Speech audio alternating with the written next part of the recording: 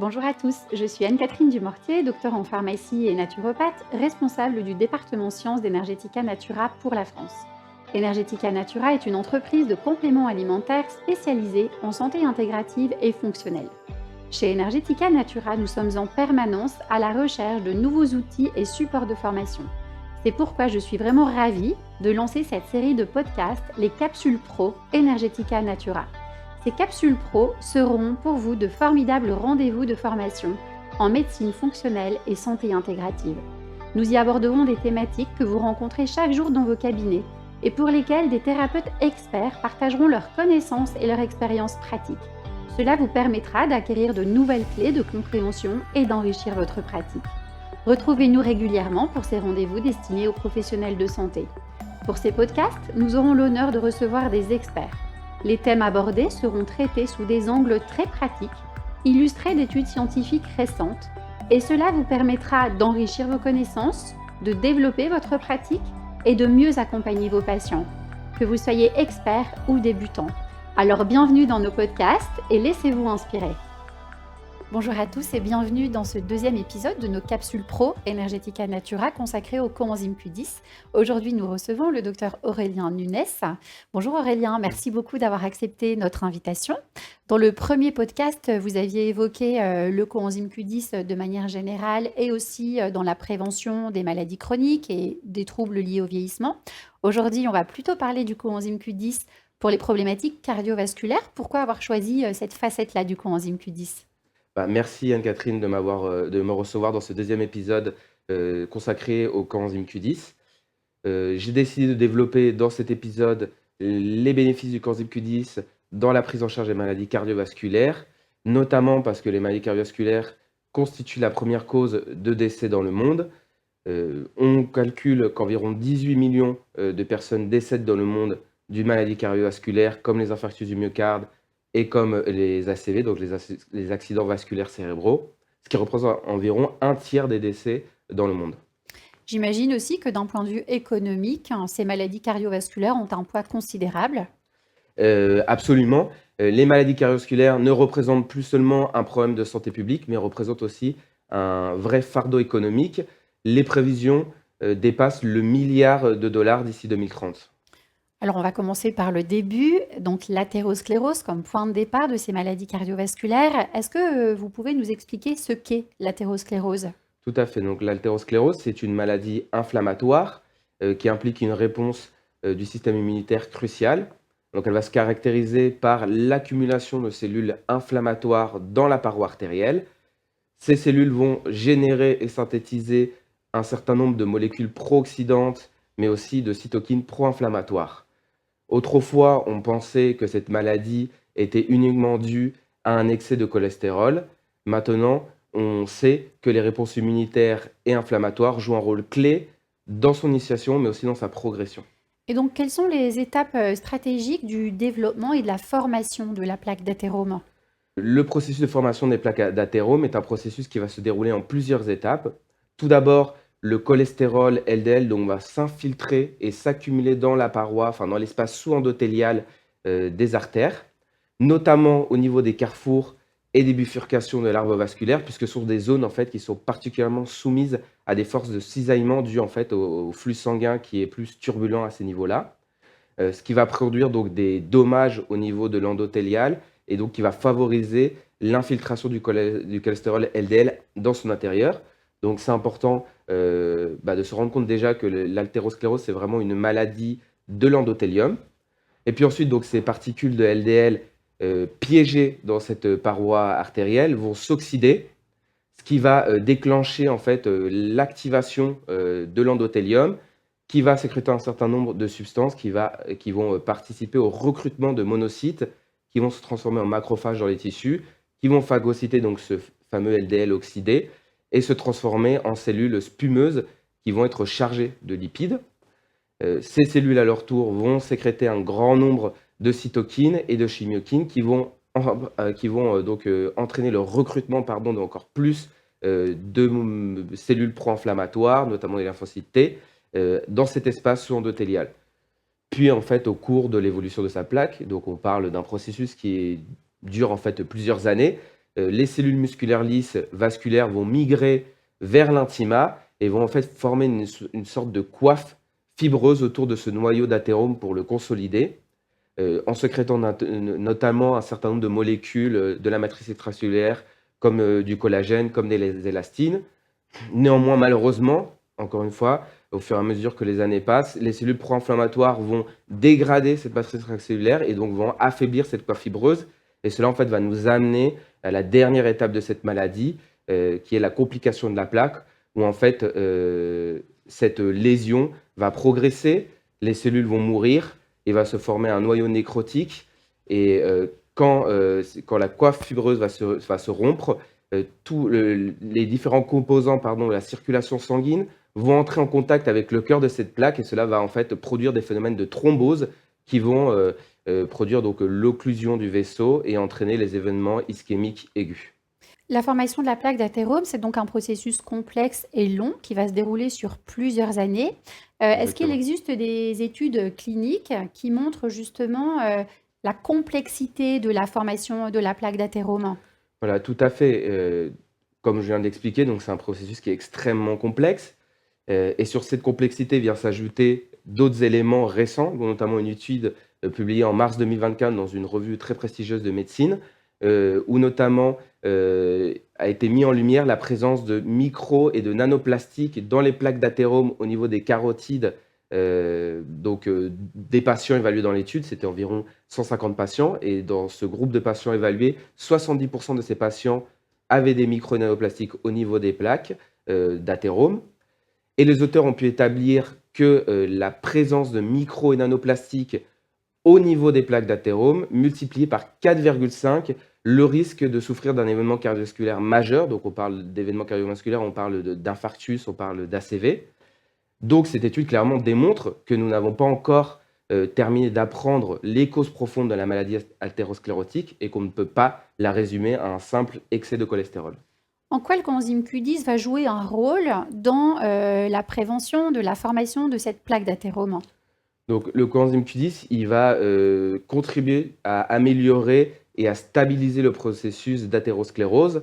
Tout d'abord, pour son action antioxydante, que ce soit au niveau des mitochondries et des membranes, il va donc permettre de réduire les radicaux libres de l'oxygène et donc permettre ainsi de réduire l'oxydation du cholestérol LDL, qui, comme je vous l'ai dit, est vraiment une des étapes les plus précoces de la maladie. Et puis de plus, en fait, le coenzyme Q10 va aussi activer une voie intracellulaire de l'AMPK, ce qui va entraîner d'une part l'activation de ce système antioxydant, et puis d'autre part, qui va permettre d'inhiber la voie inflammatoire de l'inflammasome NLRP3, et donc ce qui va permettre de réduire l'environnement pro-inflammatoire. Et en plus, le cholestérol va avoir un autre mécanisme extrêmement intéressant qui est l'efflux de cholestérol, c'est-à-dire que le coenzyme Q10 va stimuler les transporteurs lipidiques situés au niveau des macrophages. Donc, ces transporteurs, c'est les transporteurs ABCG1. Et en fait, cette activation va permettre d'exporter le cholestérol accumulé dans les cellules spumeuses vers les lipoprotéines de haute densité et contribuer ainsi à réduire l'accumulation de cholestérol au niveau de ces plaques. Est-ce que le coenzyme Q10 a aussi une action sur l'endothélium? On a vu que c'était un paramètre important dans la plaque d'athérome. Comment est-ce qu'il agit dessus? Tout à fait, le coenzyme Q10 va avoir aussi une action sur les dysfonctionnements de l'endothélium, notamment en augmentant sa capacité de dilatation. Et là encore, il existe des méta-analyses d'essais cliniques randomisés en double aveugle et contrôlés par placebo qui ont été faits sur le sujet, notamment une qui a montré une augmentation absolue de la capacité de dilatation de l'endothélium de 1,7% après une supplémentation en coenzyme Q10 dans des doses qui allaient de 150 à 300 mg par jour. Donc ça équivaut à une réduction quand même de 25% du risque cardiovasculaire résiduel chez ces patients. Ainsi, à travers l'action du coenzyme Q10 sur l'athérosclérose, est-ce qu'on peut dire que le coenzyme Q10 joue un rôle préventif contre l'infarctus aigu du myocarde? Alors, là encore, tout à fait, il y a des études qui ont été publiées sur le sujet, notamment je pense à une étude randomisée en double aveugle qui a été publiée en 2021, dans laquelle il y avait environ 900 patients qui ont été suivis quand même pendant 3 ans, qui montre que le groupe qui recevait 100 mg de coenzyme Q10 par jour présentait une réduction de près de 3 fois du risque d'infarctus en comparaison au groupe placebo. Donc c'est vraiment quand même très significatif. Le coenzyme Q10 présente-t-il un intérêt dans la prise en charge précoce des accidents cardiovasculaires aigus comme l'infarctus du myocarde ou les accidents vasculaires cérébraux? Donc tout à fait, le coenzyme Q10 présente aussi des intérêts dans ces pathologies aiguës, pas seulement chroniques comme on vient d'évoquer avec la maladie athérosclérotique. Il y a des études qui ont été publiées sur le sujet, plusieurs études randomisées en double aveugle contre placebo, heu, qui ont suggéré donc que d'administrer des doses de coenzyme Q10, notamment aux alentours de 400 milligrammes, dans les étapes les plus précoces de ces événements, en maintien, enfin des doses de maintien durant les 72 heures, postérieures à l'événement, heu, ont permis d'améliorer notamment donc les lésions d'ischémie, reperfusion, que ça soit au niveau du myocarde ou au niveau cérébral. Ça a aussi permis une réduction du dysfonctionnement et du remodelage du ventricule gauche, donc qui est un paramètre crucial qui est toujours systématiquement évalué par les cardiologues, pour évaluer justement le risque d'insuffisance cardiaque post, événement. Et de même, dans certaines études, le coenzyme Q10 semble améliorer et réduire le score NICE, qui est une échelle clinique qu'on utilise, qu'utilisent donc notamment les neurologues pour évaluer la sévérité d'un ACV. On parle souvent de l'insuffisance cardiaque comme une des conséquences des accidents cardiovasculaires aigus. Est-ce que le coenzyme Q10 va avoir un impact et est-ce que tu peux nous en dire un petit peu plus justement sur cette insuffisance cardiaque? En effet, il est très fréquent qu'une personne ayant subi un infarctus du myocarde développe une insuffisance cardiaque, dont la gravité dépend de l'étendue de cette lésion ischémique et du remodelage cicatriciel ultérieur. D'ailleurs, selon l'Organisation mondiale de la santé, environ 64 millions de personnes dans le monde souffrent d'insuffisance cardiaque. Et comment est-ce que le coenzyme Q10 va améliorer cette insuffisance cardiaque? Donc, le coenzyme Q10 va améliorer l'insuffisance cardiaque par plusieurs mécanismes. Donc, tout d'abord, il va agir au niveau des mitochondries en permettant de réduire le stress oxydant et réduire l'inflammation systémique de bas grade, comme je vous l'ai évoqué dans le premier podcast, mais aussi dans ce podcast-là. Et en plus, le coenzyme Q10 va avoir une autre action extrêmement intéressante puisqu'il va permettre de diminuer la résistance vasculaire périphérique, qui est essentielle en fait pour réduire la post-charge cardiaque et donc améliorer la fraction d'éjection du ventricule gauche. Est-ce que cette amélioration induite par le coenzyme Q10 a fait l'objet d'études? Donc il y a beaucoup d'études publiées sur le rôle du coenzyme Q10 dans l'insuffisance cardiaque. Je pense notamment à une étude qui s'appelle le Q-Symbio, qui est une étude en fait multinationale, randomisée, en double aveugle, contrôlée par placebo, dans laquelle en fait on a montré qu'une supplémentation à des doses de 300 milligrammes de coenzyme Q10 par jour pendant 2 ans améliorait la classe fonctionnelle de l'insuffisance cardiaque des patients, chez 48% en fait des patients qui ont été traités par le coenzyme Q10 contre seulement 25% pour les patients qui ont été traités par placebo. De plus, on a remarqué dans cette étude que les patients sous coenzyme Q10 avaient une réduction de 66% du risque de survenue d'événements cardiovasculaires et de 55% du risque de mortalité par rapport au groupe placebo. Donc c'est vraiment des résultats qui sont indéniables. On peut donc dire qu'une supplémentation en coenzyme Q10 à raison de 300 mg par jour permet de réduire l'insuffisance cardiaque? Tout à fait. Le coenzyme Q10 donc, va améliorer la fonction cardiaque en augmentant le débit cardiaque et en augmentant cette fraction d'éjection du ventricule gauche. Il va aussi permettre de réduire l'incidence d'arythmie cardiaque, qui est une complication très fréquente de l'insuffisance cardiaque. Et puis le coenzyme Q10, comme on l'a vu, va permettre de diminuer le risque d'hospitalisation et la mortalité. Dans le premier podcast, on avait évoqué l'intérêt du coenzyme Q10 dans les mécanismes de régulation de la glycémie, en particulier dans l'hyperinsulinisme. On sait que cet hyperinsulinisme va conduire à l'insulinorésistance, au diabète de type 2. Aujourd'hui, on estime à peu près 387 millions de personnes qui sont atteintes de diabète de type 2. On estime sensiblement qu'en 2035, il y en aura 592 millions.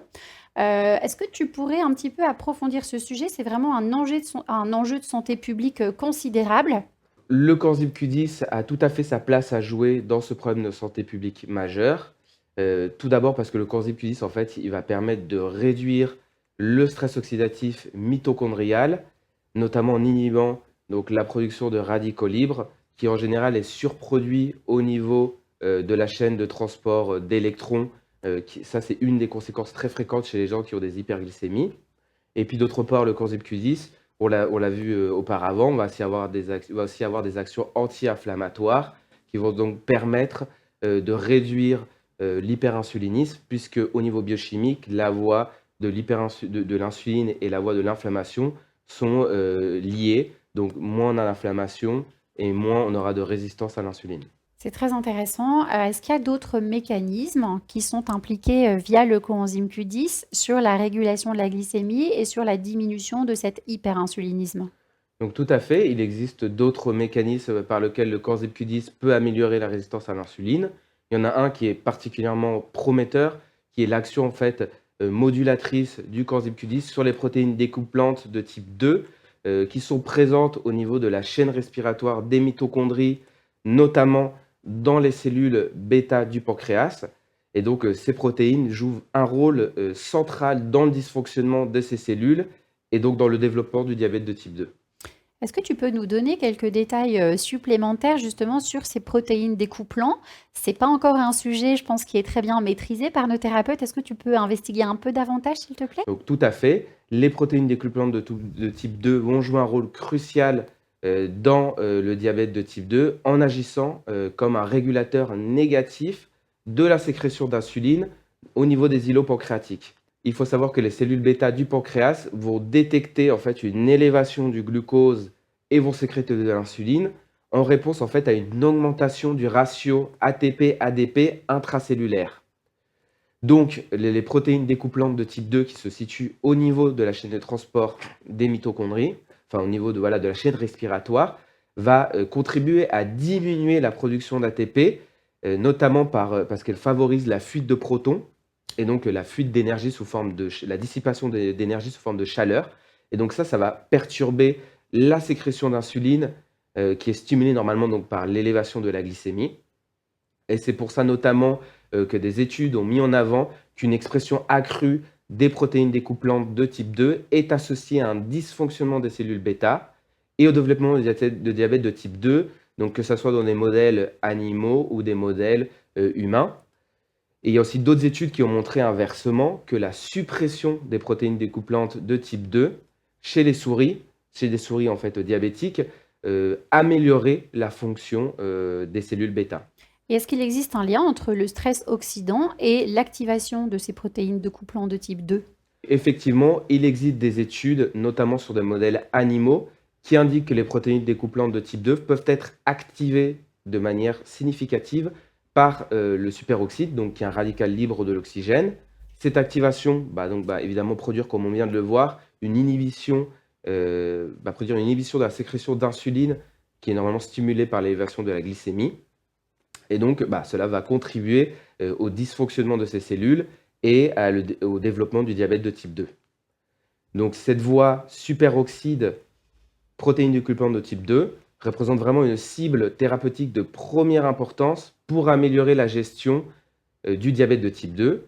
Et ainsi, le traitement par le coenzyme Q10 apparaît particulièrement prometteur puisque le coenzyme Q10 a d'une part une action régulatrice des protéines déculpantes de type 2 et d'autre part a une action antioxydante qui permet de neutraliser ce radical superoxyde.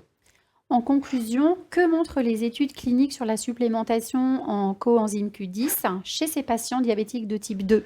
Donc là encore, il y a plusieurs études qui ont été publiées sur le sujet. Il y a d'ailleurs plusieurs méta-analyses d'études randomisées en double aveugle contre placebo qui ont démontré l'efficacité du coenzyme Q10, notamment pour réduire la glycémie à jeun, en général aux alentours de 10 à 12 mg par décilitre, et aussi de diminuer la valeur de l'hémoglobine glyquée, en général aux alentours de 0,3%. Cependant, les études ne montrent généralement pas d'effet du coenzyme Q10 sur l'insuline à jeun et sur l'indice OMA. Néanmoins, il est important de prendre en compte que la majorité de ces études ont un suivi en général qui est aux alentours de 6 mois et sont faites sur des doses de coenzyme Q10 plutôt faibles, aux alentours de 100 à 200 mg par jour. Merci beaucoup Aurélien pour toutes ces précisions, pour toutes ces informations. C'était vraiment passionnant. Je suis certaine que nos thérapeutes vont apprendre beaucoup de choses très intéressantes sur le coenzyme Q10 et vont certainement l'intégrer davantage à leur pratique. Merci beaucoup de nous avoir guidés à travers toutes ces explications. Merci pour ta pédagogie. Bah, merci à toi Anne-Catherine, encore une fois de m'avoir reçu. C'est fut un plaisir de discuter, sur un sujet qui me fascine, qui est le coenzyme Q10 et ses applications cliniques.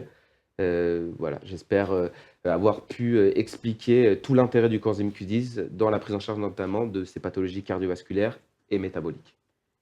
En cliquant sur le lien ci-dessous, vous pourrez revoir ce podcast. Vous pourrez également accéder à la totalité de nos offres de formation dans l'espace académie. Enfin, vous pourrez découvrir nos solutions thérapeutiques et produits en lien avec le podcast que le docteur Aurélien Nunez vient de nous présenter. Merci beaucoup, à bientôt.